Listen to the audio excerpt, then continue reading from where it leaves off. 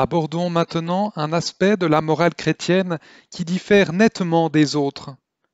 Il est un vice dont aucun homme au monde n'est exempt et que tous les gens détestent quand ils le voient chez les autres. Ils admettent facilement être désagréables, coureurs de jupons, buveurs ou même froussards, mais bien peu, sauf parmi les chrétiens, s'accusent d'un tel vice, et bien peu se montrent indulgents en découvrant chez autrui ce vice qu'ils détestent. Il n'existe pas de faute qui rende un individu aussi impopulaire et dont il soit aussi inconscient. Plus nous avons ce vice, plus il nous déplaît chez les autres. Mais quel est-il? Ce vice, c'est l'orgueil ou la suffisance, dont la vertu opposée, selon la morale chrétienne, est l'humilité. Comme je l'ai déjà dit, le cœur de la morale chrétienne ne réside pas dans la morale sexuelle. Et nous voici parvenus au cœur de la morale. D'après les théologiens, le vice essentiel, le mal suprême, c'est l'orgueil. Impudicité, colère, avidité, ivrognerie et tout le reste ne sont en comparaison que morsures de puce. C'est l'orgueil qui fraie la voie à tous les vices et qui a transformé le diable en ce qu'il est. L'orgueil est un état d'esprit absolument anti-Dieu. Croyez-vous que j'exagère? Si oui, réfléchissez. Au premier paragraphe de ce chapitre, j'ai signalé que plus on est orgueilleux, plus on déteste ce vice chez les autres. Si vous voulez savoir dans quelle mesure vous êtes orgueilleux, le mieux est de vous demander à quel point est-ce que j'exècre l'orgueil si un snob m'afflige un affront, si l'on refuse de me porter la moindre attention, si l'on m'interrompt quand je parle, si l'on me traite avec condescendance ou qu'on se vante? Le problème, c'est que l'orgueil de chacun est en compétition avec celui d'autrui. Je voulais être le clou de la soirée, et me voilà terriblement vexé qu'un autre le soit. Deux moineaux sur un même épi ne sont pas longtemps amis. Ce qui doit être très clair pour nous, c'est que l'orgueil a, par essence, un esprit de compétition, alors que les autres vices ne font concurrence à quoi que ce soit que par accident. L'orgueilleux n'éprouve aucun plaisir à posséder, mais plutôt à avoir plus que le voisin. Nous constatons que si les gens sont fiers d'être riches, intelligents ou beaux, c'est toujours par rapport aux autres. Si chacun recevait à part égale richesse, intelligence ou beauté, il n'y aurait plus aucun motif d'orgueil. C'est la comparaison qui rend orgueilleux, le plaisir d'être au-dessus des autres. Dès que l'élément de compétition disparaît, l'orgueil s'enfuit. C'est pourquoi l'orgueil a nécessairement un esprit de compétition, alors que les autres vices ne l'ont pas. L'instinct sexuel peut conduire deux hommes à se concurrencer s'ils désirent la même fille, mais c'est par hasard. Ils auraient pu tout autant fréquenter deux jeunes filles différentes. Un orgueilleux essayera de vous rafler la fille que vous courtisez, non parce qu'il la désire, mais pour se prouver qu'il vous dépasse. L'avidité peut mettre des hommes en compétition s'ils ont des besoins à combler, mais l'orgueilleux, même s'il a bien plus que ceux dont il rêve, essayera d'amasser encore davantage, simplement pour affirmer sa puissance. Presque tous les maux dans le monde attribués à l'avidité ou à l'égoïsme sont en réalité et de loin les fruits de l'orgueil. Passons au domaine de l'argent. L'avidité conduit un individu à vouloir de l'argent pour acquérir une plus belle demeure, de meilleures vacances, une nourriture et des boissons de choix. Mais jusqu'à un certain point seulement. Quel mobile incite un homme disposant d'un revenu de 100 000 € à en vouloir 150 000 par an, c'est l'orgueil et non la convoitise, puisque son revenu actuel lui permet tous les luxes dont un homme peut jouir. C'est le désir d'être plus riche qu'un autre individu fortuné et, plus encore, le désir de puissance. La puissance n'est-elle pas ce dont l'orgueilleux jouit le plus ? Rien ne procure autant l'ivresse de la supériorité que de pouvoir manœuvrer les autres comme des soldats de plomb. Pourquoi une jolie fille répond-elle la souffrance où qu'elle aille en collectionnant les soupirants ? Ce n'est certainement pas à cause de son sex appeal, ce genre de fille est sans doute frigide, mais bien plutôt de son orgueil. Qu'est-ce qui incite un chef politique ou une nation à s'entêter pour exiger encore plus ? Encore l'orgueil. L'orgueil est en lui-même une compétition, il va donc toujours plus loin. Si je suis un orgueilleux, aussi longtemps qu'il y aura sur cette terre un homme plus puissant, plus riche ou plus intelligent que moi, il sera mon rival et mon ennemi.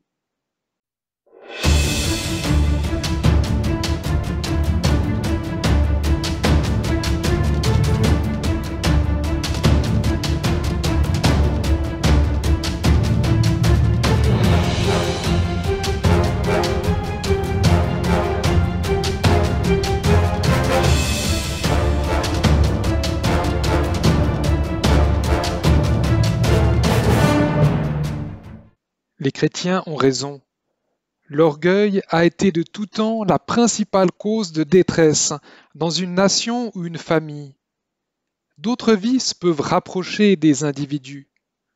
On peut trouver une bonne camaraderie, des plaisanteries et de l'amitié parmi les ivrognes ou les débauchés. Mais l'orgueil implique toujours l'inimitié. Il est inimitié. Non seulement inimitié entre les hommes, mais aussi envers Dieu. En Dieu, nous nous heurtons à ce qui, à tous égards, nous est incommensurablement supérieur. Si nous ne reconnaissons pas Dieu sous cet aspect, conscients que nous ne sommes rien en comparaison de lui, il nous reste inconnu. Aussi longtemps que nous persistons dans notre orgueil, nous ne pouvons pas connaître Dieu. Un orgueilleux regarde toujours de haut les choses et les êtres. Et bien entendu, aussi longtemps qu'on regarde de haut, et donc vers le bas, on ne peut voir ce qui est au-dessus de nous. Ceci soulève une terrible question. Comment se fait-il que des gens manifestement dévorés d'orgueil puissent affirmer leur foi en Dieu et s'estimer croyants ? Je crains fort que cela veuille dire qu'ils adorent un Dieu imaginaire. Théoriquement, ils admettent n'être rien en présence de ce Dieu fantôme, mais en réalité, ils se figurent sans cesse que ce Dieu les approuve et les estime bien supérieurs aux autres. Autrement dit, ils lui offrent 5 centimes d'humilité imaginaire et en retirent 10 francs d'orgueil devant leurs semblables. Jésus les visait peut-être quand il annonça que certains prêcheraient et chasseraient les démons en son nom, mais qu'à la fin du monde, le Christ leur dirait qu'il ne les a jamais connus. N'importe qui peut à tout moment se trouver dans ce coupe-gorge. Heureusement, nous pouvons nous soumettre au test suivant. Chaque fois que nous avons l'impression que notre comportement chrétien nous donne le sentiment que nous sommes bons, et surtout meilleurs qu'un autre, nous pouvons être sûrs que nous sommes en réalité mus par des mains diaboliques et non divines. Le véritable critère de notre communion avec Dieu est soit l'oubli de soi, soit le sentiment d'être misérable et souillé. Mais, à choisir, mieux vaut s'oublier soi-même. N'est-il pas effrayant que le pire de tous les vices, l'orgueil, puisse s'immiscer au cœur même de notre vie chrétienne ?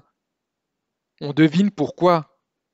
Les autres vices, moins mauvais, viennent de l'action du diable sur notre nature animale.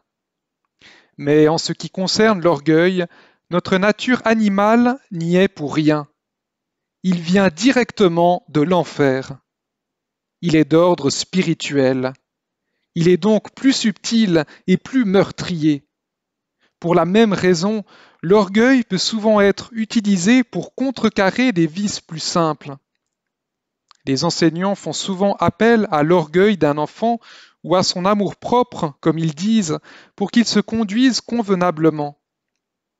Beaucoup d'individus ont vaincu leur couardise, leur concupiscence ou leur mauvaise humeur en se persuadant que leurs défauts n'étaient pas dignes d'eux. Donc, par orgueil. Le diable en rit. Il se réjouit de nous voir devenir chastes, courageux, maîtres de nous, car c'est par ce biais qu'il va nous installer dans la dictature de l'orgueil. Il se réjouirait tout autant de nous voir guéris de nos engelures que s'il pouvait, en retour, nous inoculer le cancer. Car l'orgueil est un cancer spirituel. Il dévore la possibilité même d'amour, de contentement ou même de bon sens.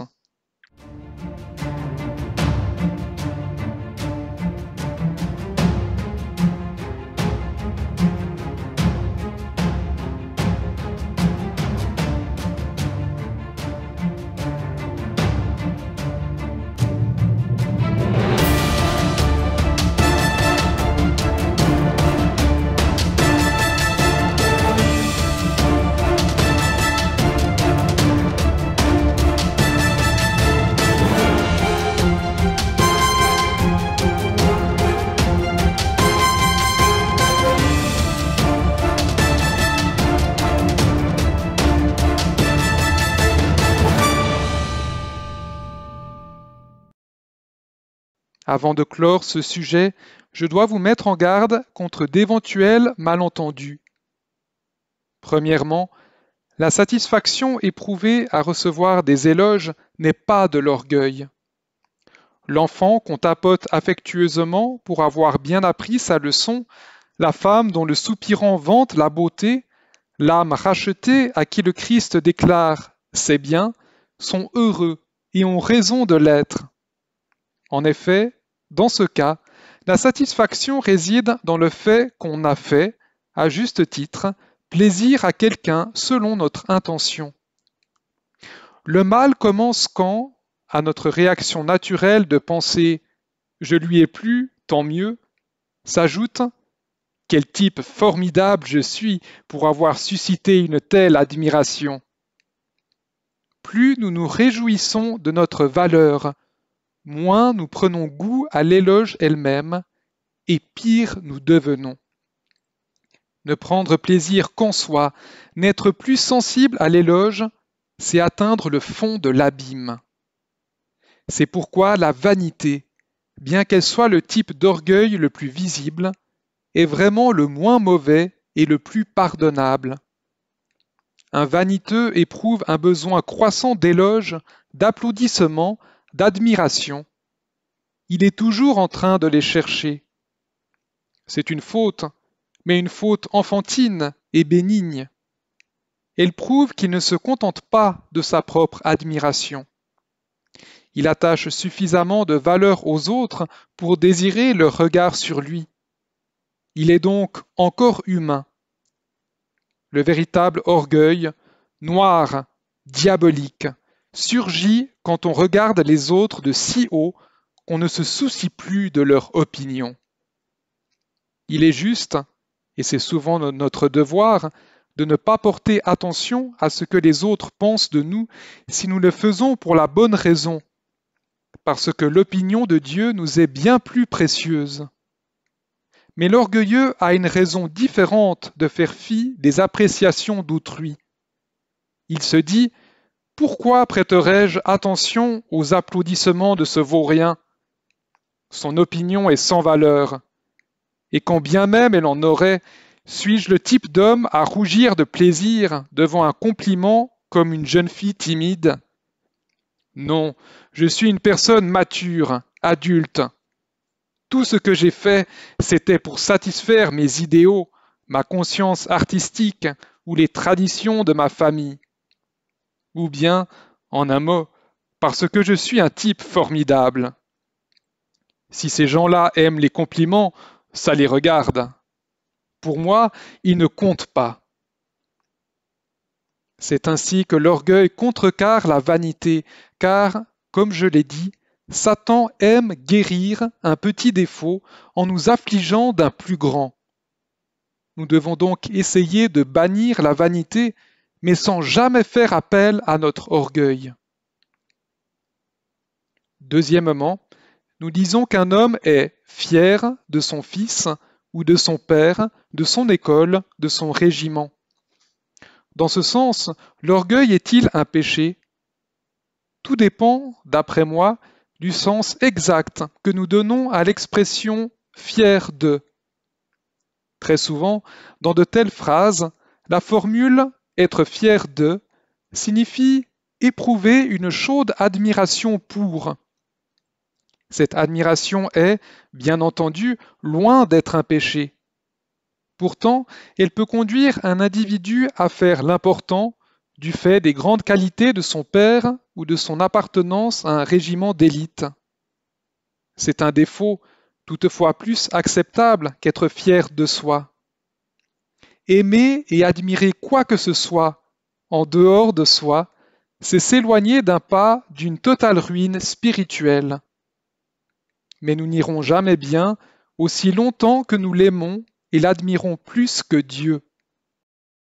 Troisièmement, ne croyons pas que Dieu interdise l'orgueil parce qu'il en serait offensé, ou qu'il requiert l'humilité en tant qu'hommage qui lui serait dû, comme si Dieu lui-même était fier. Il ne s'inquiète nullement de sa dignité. Il veut seulement que nous le connaissions. Il veut se donner à nous. Or, la nature de son être et la nôtre sont telles que c'est en l'approchant vraiment, d'une façon ou d'une autre, que nous serons réellement humbles. Nous éprouverons alors le soulagement infini de nous être débarrassés, une fois pour toutes, de ce stupide fatras concernant notre dignité qui nous a rendus si inquiets et malheureux toute notre vie. Pauvres idiots que nous sommes! Dieu essaie de nous rendre humbles pour hâter le moment où nous enlèverons notre déguisement de pan ridicule et laid. Je voudrais tant être allé moi-même plus loin dans la voie de l'humilité. Je pourrais alors vous en dire plus sur le soulagement, le bien-être que l'on ressent lorsqu'on ôte son joli déguisement. Quel soulagement de se libérer de ce faux soi-même, de ces « regardez-moi bien » et ces « ne suis-je pas un chic type ?» avec cette tendance à se donner des airs.